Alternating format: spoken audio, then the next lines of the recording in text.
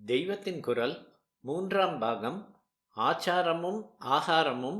புகைத்தல் சமூக விரோதச் செயல்.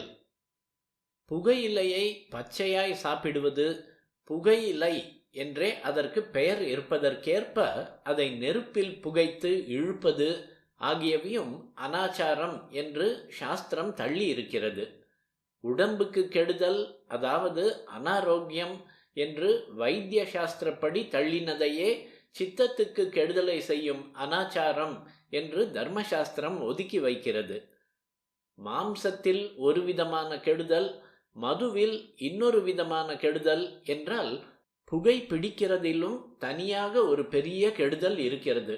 அதாவது, ஒருத்தன் இந்த கெட்ட காற்றை விடுகிற போது பக்கத்தில் இருப்பவனுக்கு உள்ளேயும் போய் அது கெடுதல் பண்ணுகிறது.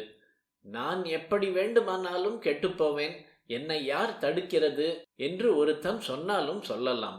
ஆனால் பிரத்தியானை கெடுப்பேன், அவன் இழுக்கிற காற்றை விஷமாக்குவேன், என்னை யாரும் கேட்கப்படாது என்று எவனும் சொல்ல முடியாது.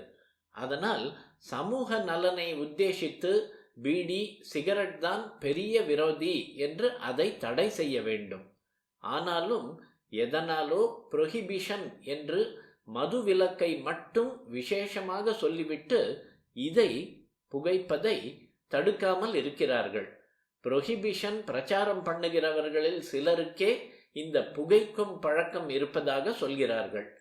குடிப்பதற்கு ஒரு ஸ்டிக்மா, அவப்பெயர், அடையாளம் இருக்கிறார் போல புகைப்பிடிப்பதற்கு இல்லாமல் இது ஒரு ஃபேஷன் அடையாளமாகவே நினைக்கப்படுகிறது.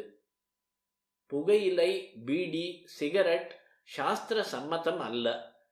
சத்துவ ஆகாரம் என்பதாக சாப்பாட்டிலே மட்டும் பண்ணி கொண்டு விட்டு புகைப்பழக்கம் வைத்து கொண்டால் பிரயோஜனம் இல்லை.